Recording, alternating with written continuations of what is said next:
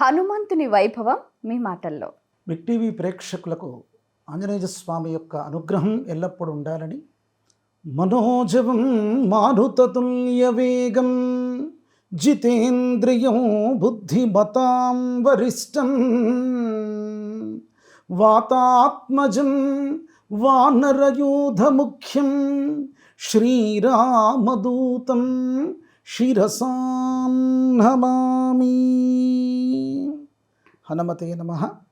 ఆంజనేయ స్వామి అన్న వెంటనే ఎంతటి ధైర్యమో, అంటే నిద్ర పట్టనటువంటి వారికి ఎవరి మాట తలుచుకుంటే నిద్ర పడుతుందో, ఎట్లాంటి భయభ్రాంతులైనా కానీ, భూత ప్రేత పిశాచ ఢాకిని అట్లాంటి రాక్షసపూరితమైనటువంటి ఎట్లాంటి భయమున్నా ఆ భయాన్ని తొలగించే దైవం, ఏ దేవుని యొక్క నామాన్ని పలుకుతే మనకు ధైర్యం కలుగుతుందో, మనకు బుద్ధి కుశలత అవుతుందో, సకల విద్యలు కలుగుతాయో, సకల ఆ విధమైనటువంటి ఓపికతో కూడుకున్నటువంటి సందర్భోచితమైనటువంటి ఆలోచన కలుగుతుందో, దయాగుణం కలుగుతుందో, అంతేకాకుండా నిగరివిగా బతకాలి. ఈ కాలంలో చాలా కష్టం.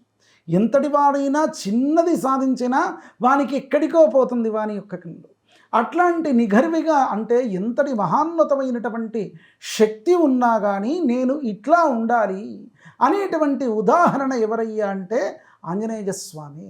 నాకు ఇంత విద్య ఉంది, అయినప్పటికీ నేను చిన్నపిల్లవాడిని మాదిరిగా ఉన్నాను అనేటువంటి విధానం కూడా నేర్చుకోవలసింది వారి దగ్గరే.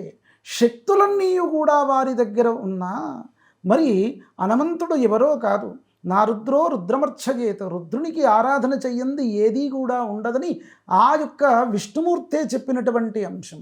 కనుక విష్ణుమూర్తి ఆయనను పక్కన పెట్టుకొని ఉన్నారు. ఎవరిని పక్కన పెట్టుకున్నారు? రుద్రుణ్ణి పక్కన పెట్టుకొని ఉన్నారు. ఆంజనేయ స్వామి ఎవరి యొక్క అవతారమయ్యా అని అడుగుతూ ఉంటారు.